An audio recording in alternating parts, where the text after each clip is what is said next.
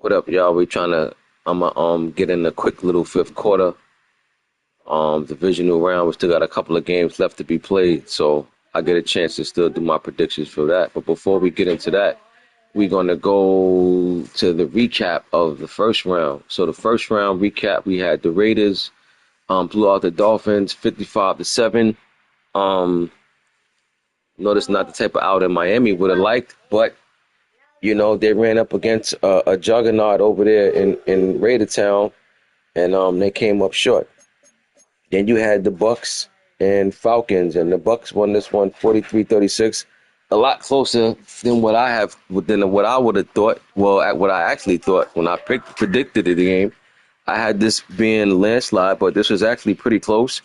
I don't know what happened in this game or whatever, but the Bucks held on to win, and he beat the Falcons 3 times this season, which is pretty tough to do. Then you had Jets and Steelers. I was wrong on this one. I took the Jets over the Steelers. Steelers won this one 55-42. And I thought the Jets would sneak out this one, sneak this one out. I felt like Brees Holmes was tearing up the league, but it looked like Pittsburgh offense was able to capitalize on the Jets defense, and the Jets came up short. But Brees Hall ran these boys as far as he could. But good season for the Jets, nevertheless. Way to close out strong. Packers and Bears, I gotta say, I'm surprised at this one. I took Green Bay to win, but it was tough for me to pick because I thought it can go either way. If I'm looking at this score, Green Bay just never let up. Once they got a lead, it just kept growing and growing and growing. You know, yeah, 62 points in the blizzard. I mean, that's a lot. I mean, if you you can't possibly anticipate giving up 60 points in the snow, especially coming in as the 3 seed. But nevertheless, listen, Green Bay made it to the NFC chip last year, so this wasn't no surprise, to see him do it. But I didn't think it would be done against Chicago. Chicago came back and played strong this year, but couldn't get it done. Texas and Chargers. This game was actually a lot closer than what the final score say. We went down out the gate 14-0, and we was battling back, and then we cut the lead to 3. We fought all the way back and cut the lead to 3. And what I learned what I learned this game what I learned this game for myself is that I threw a big interception after forcing him to punt when we was only down 3. I mean, I'm talking about next possession we threw an interception. And the interception that we threw the play that we threw the interception on was a play I had no business calling, meaning like, I talked about playoffs is not time for experimenting. And it's not that I was experimenting, but I called the plays that I'm not too familiar with. You know how you call your plays that you're familiar with, and all right, first, second, third read, off the back of your hand. I called the play. He took away my first and second read, and it just, you know what I mean? Like I tried to get cute, and I should have just stuck with what got me back in the game. So what I learned from this game is to stop calling so many plays and shorten the playbook. For me, that's note to myself. Shorten the playbook, because when you started shortening the playbook and started calling, certain plays, you started getting off. But when you try to expand and call so many different plays, it can hurt you, So that's just something that I know myself, because I felt shaky even calling that play, and when I threw the pick, it just confirmed it. So for me, it's just shorten the playbook. You know what I'm saying? But on top of that though, we just didn't stop the run. We let the Chargers run all over us. You know what I mean? Like more than anything, defense let me down big time. But again, the linebackers we got is pretty we need some pieces over there. But the defense let us down. We still supposed to play better than that. But Chargers did what he had to do, man. They came and they got the job done. And off to the off season we go, and we looking to improve on this roster over here. Cowboys and Seahawks. I was wrong on this one too. I took the Cowboys to win this. Seahawks won this one 59-55. Listen, there's no better revenge than getting revenge in the playoffs, right? It don't matter if you played your division opponent 2 times in the season and got swept. If you get that win, that one win in the playoffs matters more than the two wins your division rival got on you in the regular season.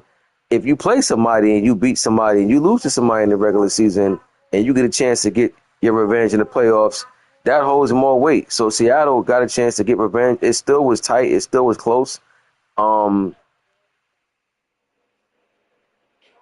yeah, his man coverage is pretty different. It's pretty different. I can't even deny that. His man coverage is he probably got the best man coverage in the league, and for me, I haven't done enough homework to even figure out how or why. You know what I'm saying? But I got an idea why. But his man coverage is I think his man coverage is the best in the league. You know what I'm saying? And it's not even that, and it's not even come from that he got the best cornerbacks. You know what I'm saying? It's just for some reason his cornerbacks they all play good man coverage, and he sticks with it. He'll throw in something here and there throughout the game, but 95% of the game he calling man, and not even really blitzing you.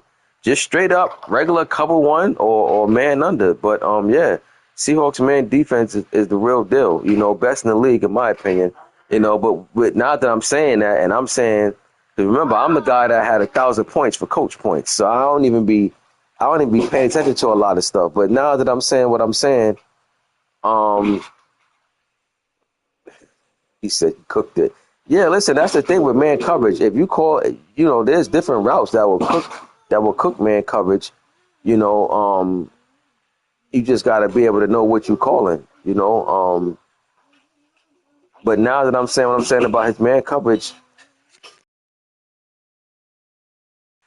now I got to go and do the homework myself to feel like how can I get my man coverage defense. I got to play around in practice mode a little bit. You know. But yeah, his man coverage is tough though. But it can't be beat. It can't be exploited. But it's just that you gotta know what you're calling. And a lot of times too, against man coverage, a lot of times you forced to make the right throw, the good throw. You know what I mean? Like you can't just throw bullets. You got to be able to throw touch passes, get air under it to give your receiver a chance to go get the ball. Things like that when facing man coverage. So a lot coming to play, but this was a good game still. Cowboys came up a little bit short. I'm pretty sure, Cowboys going to definitely come into next season with a chip on his shoulder because he had a great season. And to come out short like this, I know he wasn't expected to be one and done in this one. So now we move on to the next round, and we have the Ravens and Steelers. The defending champ Ravens, excuse me. The defending champs. Um, yeah, no, that's true. Their people in his division got to do their homework, because like he done ran away with the division easily 2 seasons in a row. You know. Oh wow, they playing right now. Interesting. But yeah, you gotta do your homework, man. Listen, the good news is for that division is that they get to see that man coverage twice a year. So if I'm in that division and I face somebody like that, I'm saying, all right, you know, we gonna find out what works and what don't works. Better chance than anybody else for sure.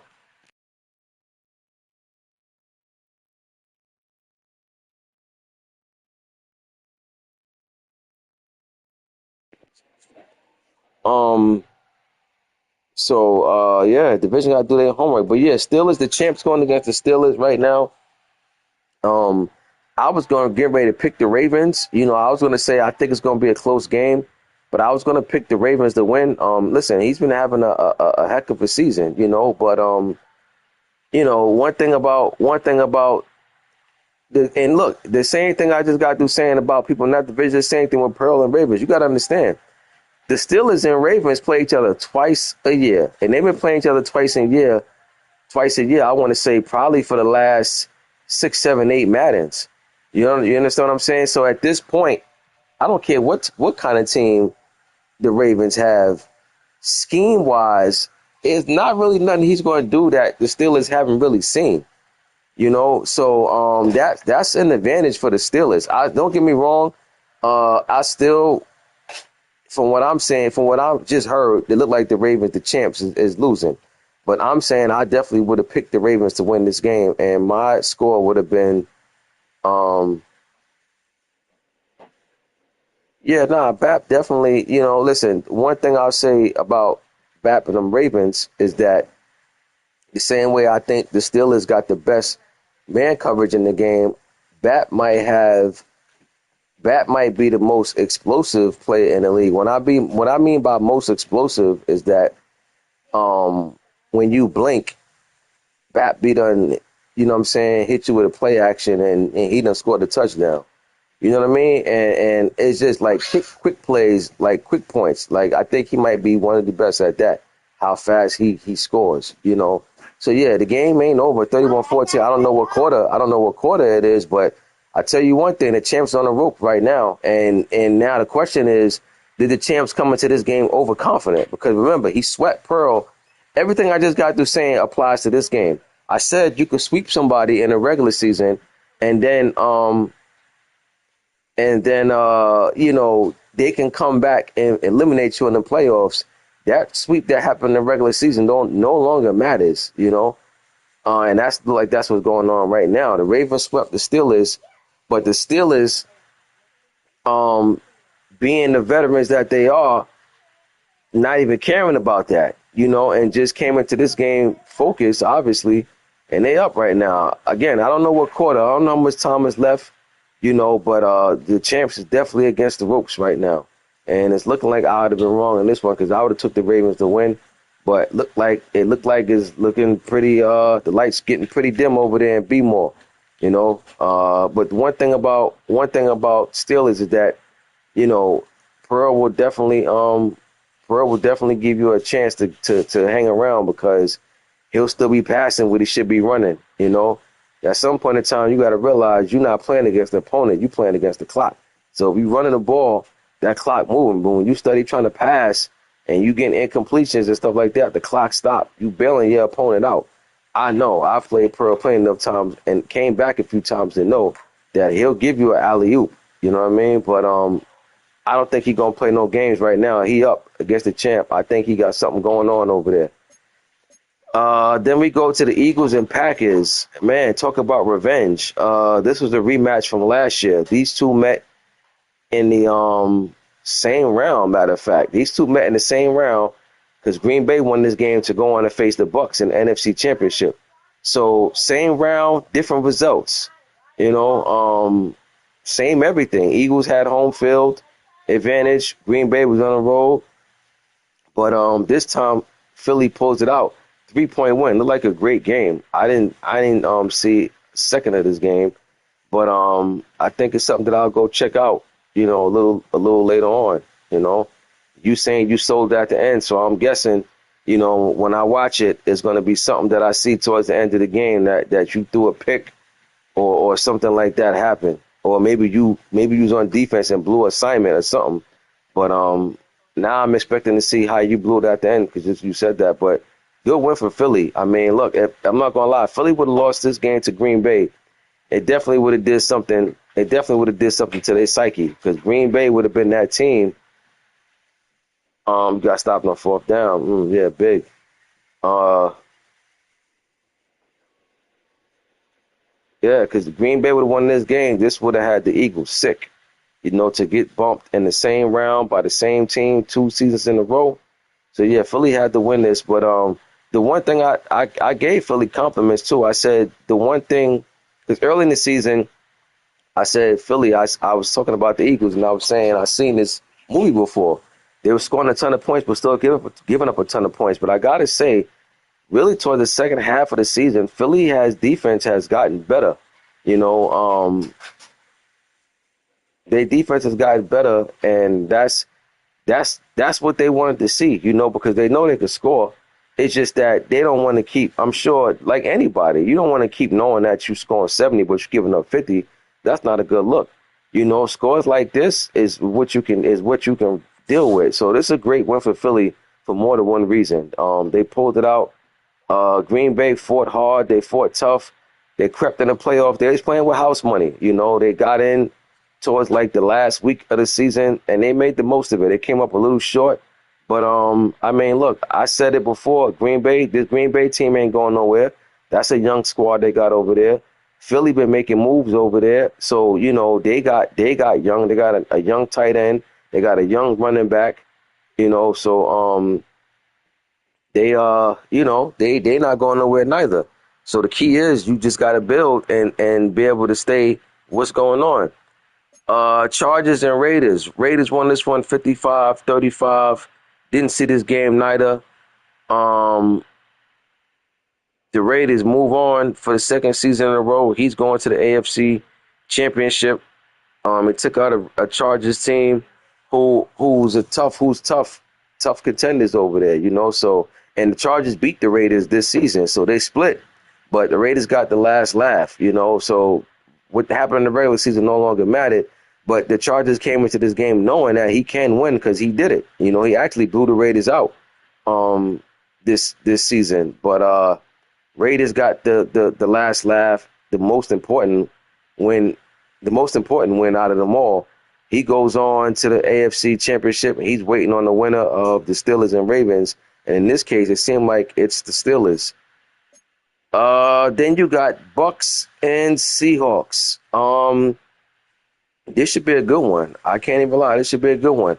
If I'm not mistaken, I think the Bucks eliminated the Seahawks last season as well. So this round had the same two teams, I believe, that played each other matter of fact it was. Yeah.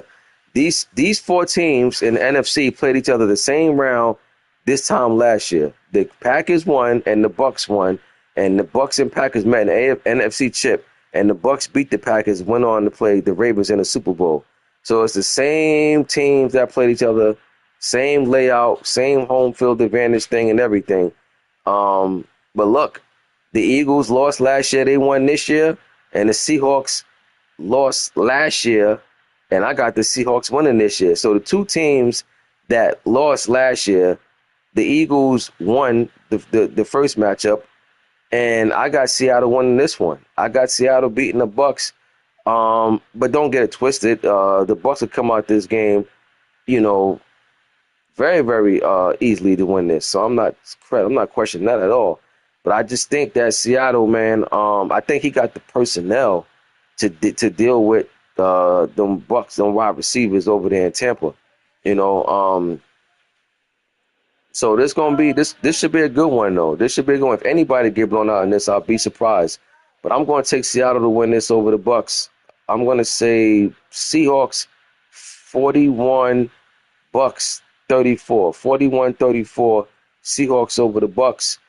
And I can't really do no prediction for the next round because Bucks and Seahawks haven't played, you know. So I can't do a prediction against the Eagles or anybody because the Eagles don't know who he's playing yet. You know, Raiders punched their ticket and look like the Steelers punched theirs as in now. I mean, I don't know. But even if I do this, I still can't do the NFC. So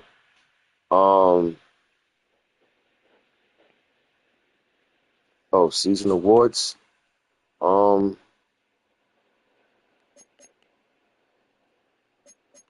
is the awards at?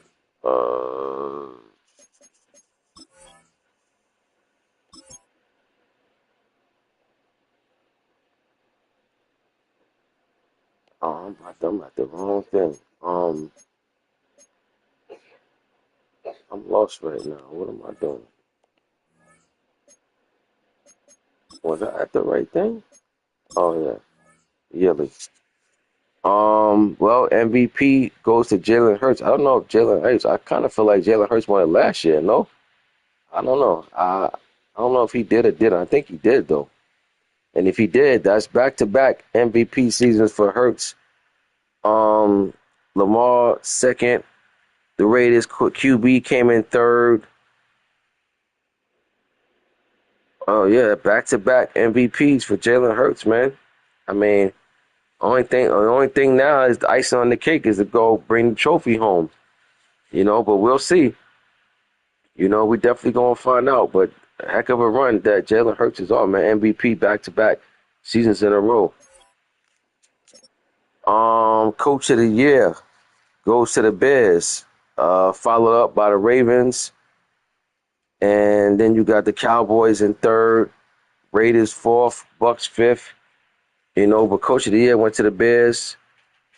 That's pretty interesting that he got it over the Ravens, but I guess they looking like the caliber of the team of the Bears, and they gave it to him.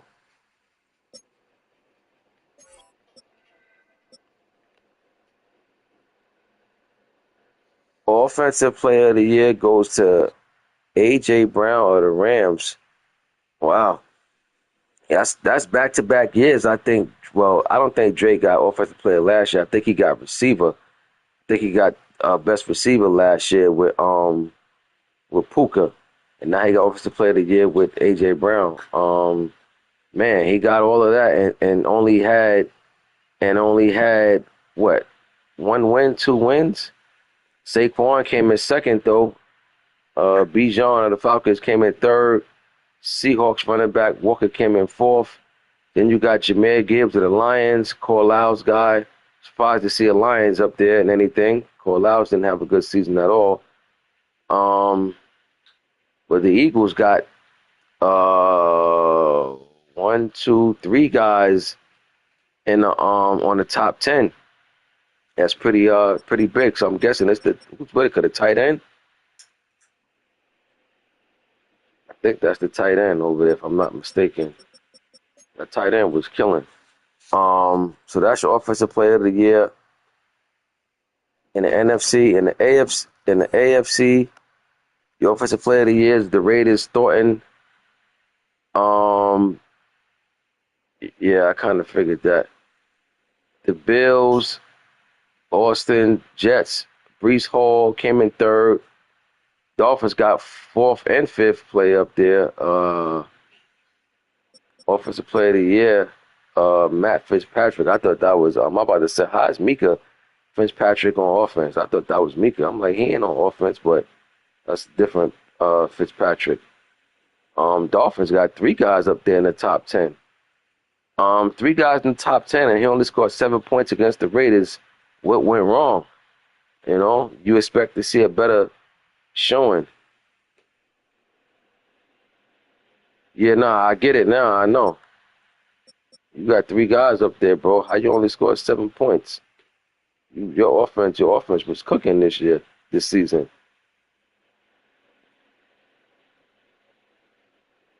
Oh, okay. Yeah, but you're supposed to know that by now, bro. Like, you know what I mean? It's playoff time. It's time. Well, I can't get mad at you because, like I said, I've just got to saying about myself that what I learned from playing my game, I got to make my playbook shorter. I'm trying to expand and call so many different plays, and then you're not too familiar with plays as you are with others. And the playoffs, not the time to be calling plays you're not that familiar with. You know what I mean? So who am I to tell you? Take what he give you. I could say the same for myself, but yeah, listen, that's what it's about though. You live and you learn and you move on and you apply it and you say, all right, won't happen again. So back to the NFC, we got now defensive player of the year.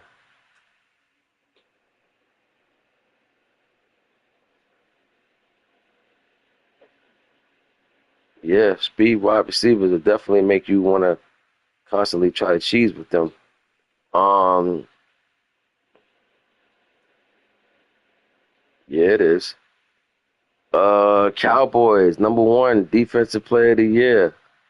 I don't know what position this guy is. I don't know what is he a defensive end or he in the secondary. The, the Cowboys have uh three guys in the top 10 in defense. Josh, who would have thought Josh would have had three guys in the top 10 on defense?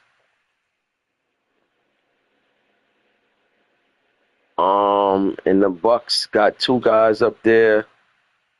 Uh, Packers got six. Parsons is up there. The Rams got a guy up there in the top 10. So the Rams got a defensive player in the top 10. They got the number one offensive player of the year and receiver, and they only got two wins. what was going on over there in Los Angeles, man. AFC Defensive Player of the Year. We got the Raiders with Chin. You got the Dolphins with Kendrick Louds Jr. How do you get a player with Cole Louds Jr.? Y'all made a trade? Because I know ain't nobody with. I know that's not. That got to be a player that Cole Louds had, right? Because this is Cole Louds' name, right? And his name Kendrick or something like that. Then you got the Chargers with 3 and 4. OG Khalil Mack is up there. The Dolphins got 3 guys. Oh, you got him at 67. What is he, a linebacker? You got him at 67 overall. And what is he? What position he play? Oh, you stole him off his practice squad? Yeah, because I knew this had to be Corlow's guy.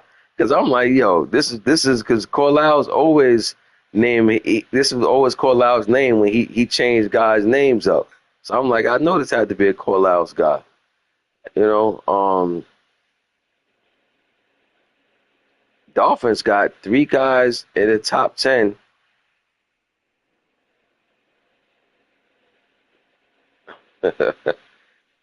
Dolphins got 3 guys in the top 10. So, yo, the Dolphins got 3 guys in the top 10 on offense and 3 guys in the top 10 on defense. Oh, so yeah, he dropped the ball on him, but I don't know how he let him slip through his hand because he changed his name and everything. So you know he ain't meant to lose him. But spill milk now.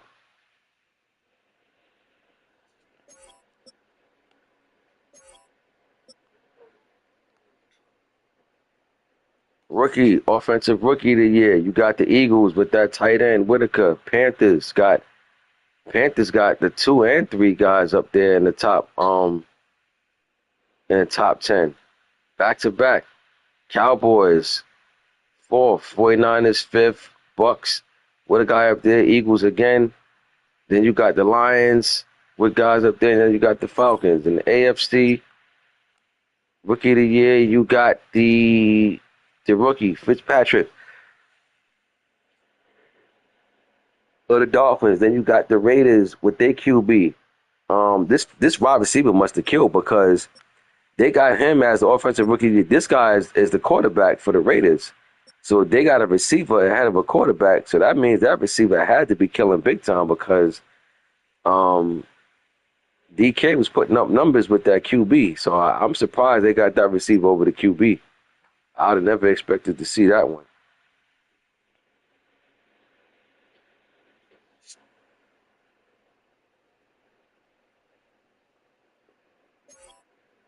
Oh, you building guys up over there like you bet.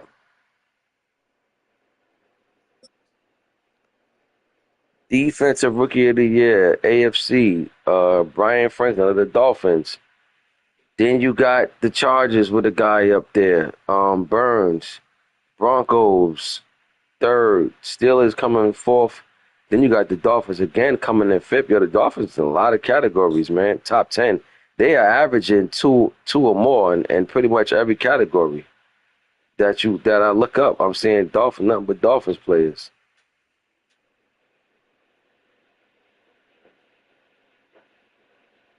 So you solid over there. So what you trying to make trades about? Like why I seen you talking about trades the other day. Like you got a solid team over there from what I'm seeing there. You don't need nothing.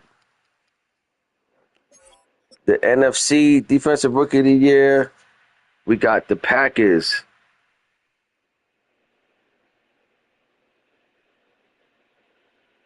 Oh yeah.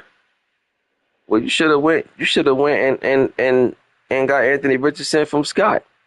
You know what I'm saying? Because I don't even know why, unless you probably didn't know that. You know what I mean? But you definitely should have went and got Richardson.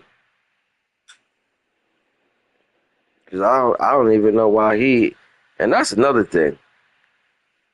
I know I didn't see the Colts talking about they need a QB. I know I didn't see that. I mean, I wasn't really in the chat like that. I just peeked in, but I know I didn't see the coach took him out. He needed a quarterback. I mean, not after we just upgrade. Oh yeah, let me just say this, and I'm pretty sure most of y'all know. Yeah, that's pretty much all you need is a QB from what you saying. Oh yeah, yeah, I seen that, right? Yeah, I don't know how you trade. And then I heard him. Then I didn't I see him. Then wait, didn't I also see him say he need a running back? Yo, you can't make this up, man. He had Jonathan Taylor, yo. Like, are you kidding me right now? Wow. But yo, listen, yeah, I don't know how he's saying he need a quarterback and a running back, and he had both, and he traded both.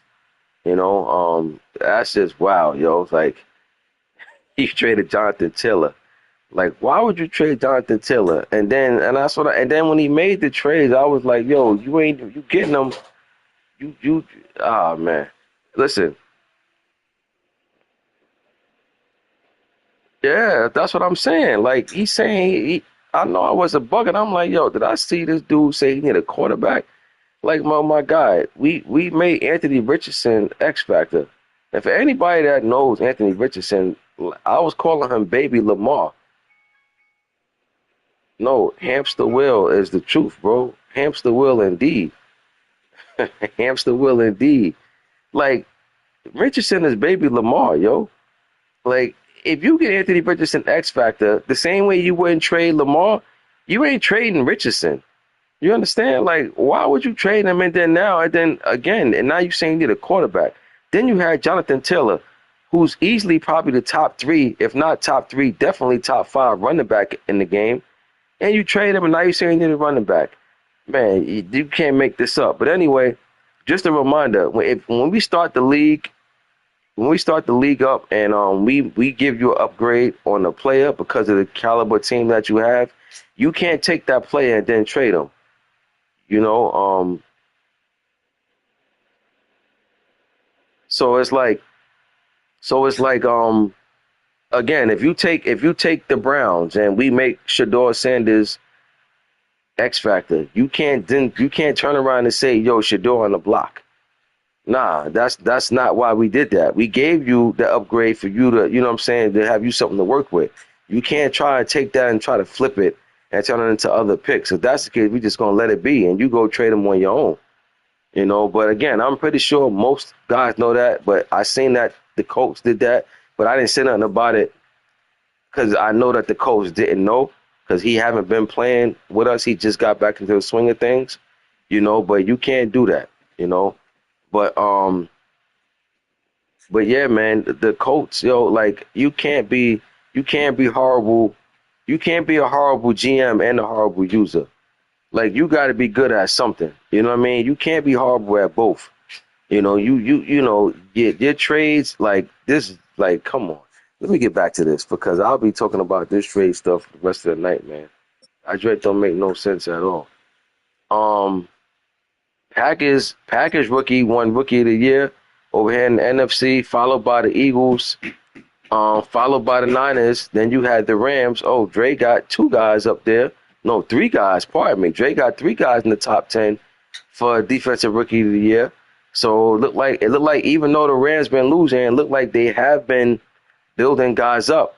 We'll see how that translates the next season. But the Rams had a horrible season, but they got guys in categories though. So that's kind of weird. It makes you say, well, what happened to the Rams season if they got these guys in these categories? Your guess is as good as mine.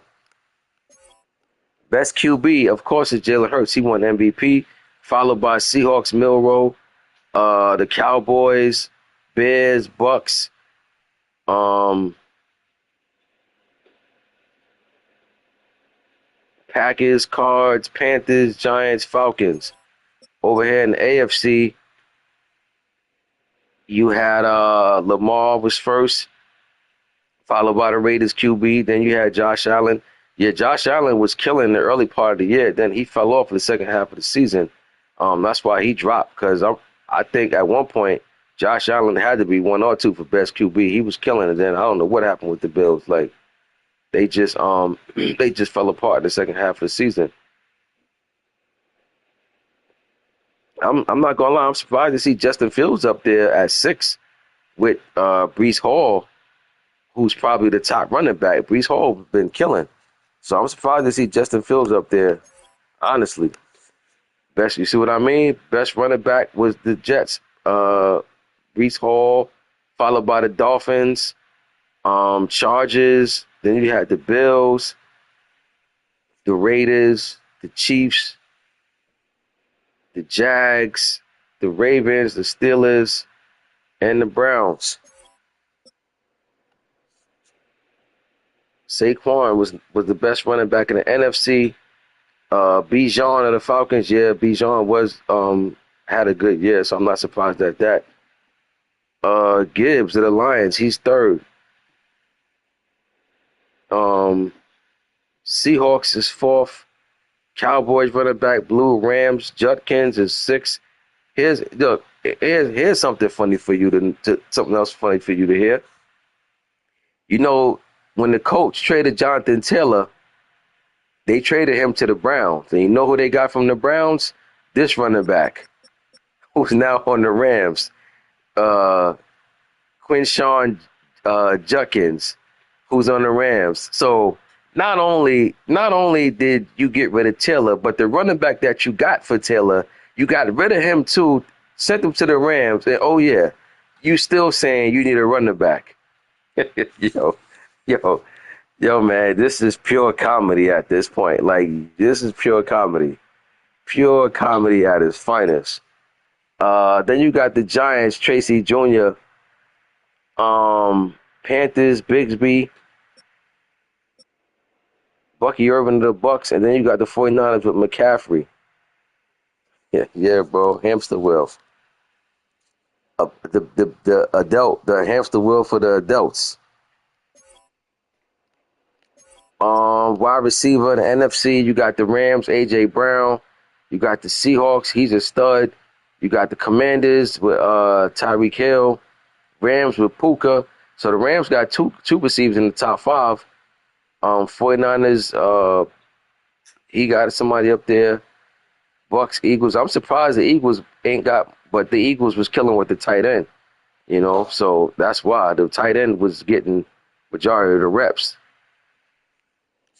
Let's see in the AFC receivers. You got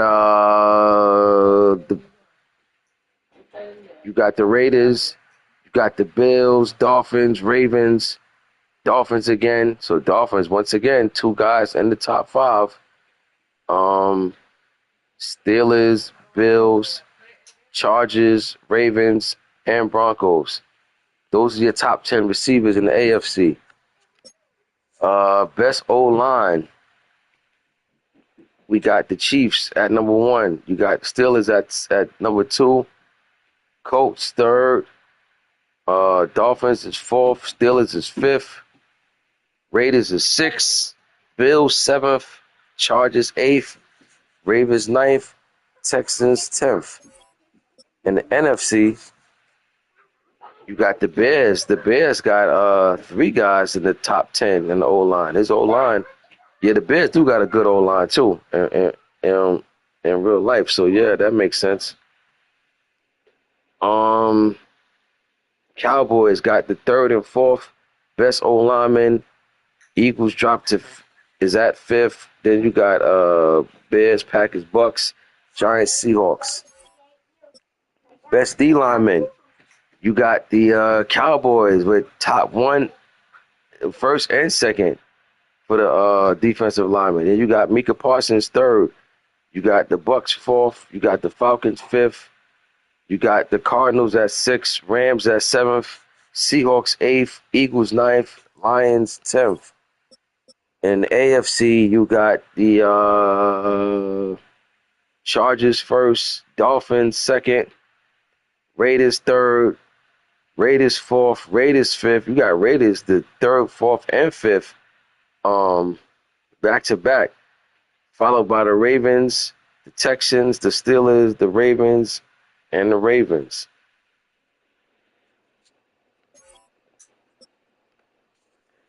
Best linebacker, you got the Chargers. Then you got the Steelers, Ravens, Broncos, Ravens, Bengals, Broncos, Jets, Raiders, Bengals. Feel like I said Raiders a lot. Ravens, okay. That's the AFC. And NFC linebacker, the best linebacker is Campbell of the Eagles, followed by Walker of the Rams. Cardinals got the third best linebacker. Packers, Cowboys. Man, one thing about Josh this year, he definitely had a lot of guys on defense ranked in top 10 for sure. So his defense came a long way from one season to the next. Best DB, Cowboys in at first. Bucks is at 2. Panthers is 3rd. Rams is 4th. Bears is 5th. Rams is 6th. Yeah, Eagle on every list. Nah, I ain't doing all that, bro. That's gonna take up. I'll do that in the next fifth quarter, but not this one.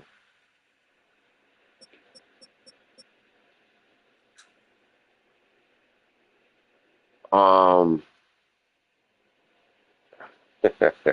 you got the Rams. Rams got 2 guys in the top 10 for best DB. So the Rams got some players in the top 10, different categories. But man, it just wasn't coming together. It wasn't transitioning to wins. It was a lot of solo individual performances going on in Los Angeles. And then you got the Eagles with 7th and 8th best DBs over there. Seahawks and Bucks. Yeah, he couldn't win. Dolphins got a safety there at number 1. Raiders got a safety there at number 2 with Chin. Dolphins again at 3. So Dolphins got 2 guys in the top 5. Not alone, let alone top 10, top 5. And the Raiders got 3 guys in the top 10.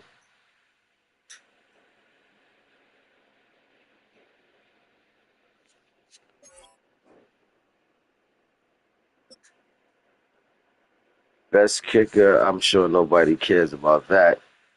Well, why not? You got the Chargers, best kicker in the AFC, followed by the Jets and Steelers.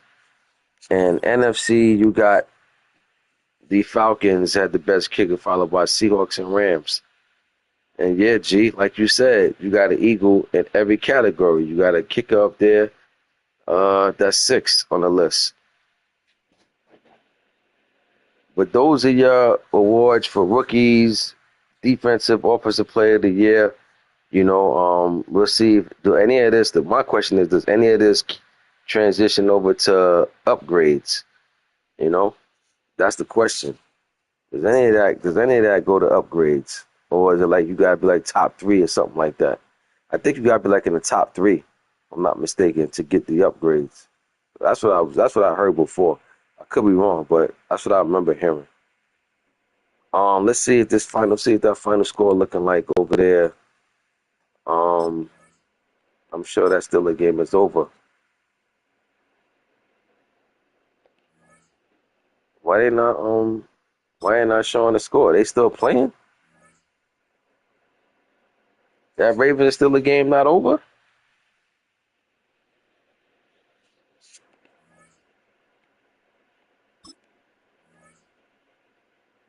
Nope, it's still going down. What's going on with that game over there? Like that game's still going on. What's the score now? It's gotta be something crazy. It's gotta be what, in the 40s or 50s by now or something? Like how this game still going on?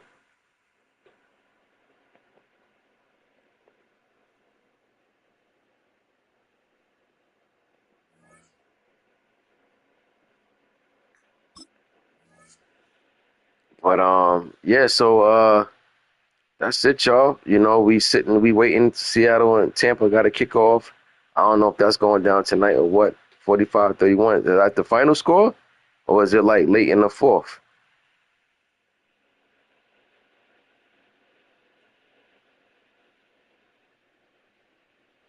So it's gotta be a couple of minutes left. It can't be that much time left. It's gotta be near the 2 minute warning, right? Like I feel like I had an update on that score a minute ago. But yeah, it looking like the champs is out of here. There won't be no back to backs going down. The champs getting handled by the Steelers, a team that they swept in the regular season. But that just goes to show everybody, if you make the playoffs, it don't matter if you got swept by a team. You come back and get the biggest win of the year. The champs would trade in this loss for them 2 wins that they got in the regular season. Them 2 wins they got in the regular season don't mean anything now. So champs is going home. Steelers will move on to face the Raiders, and I'm here for it. But I'll see y'all in the next fifth. I'm out.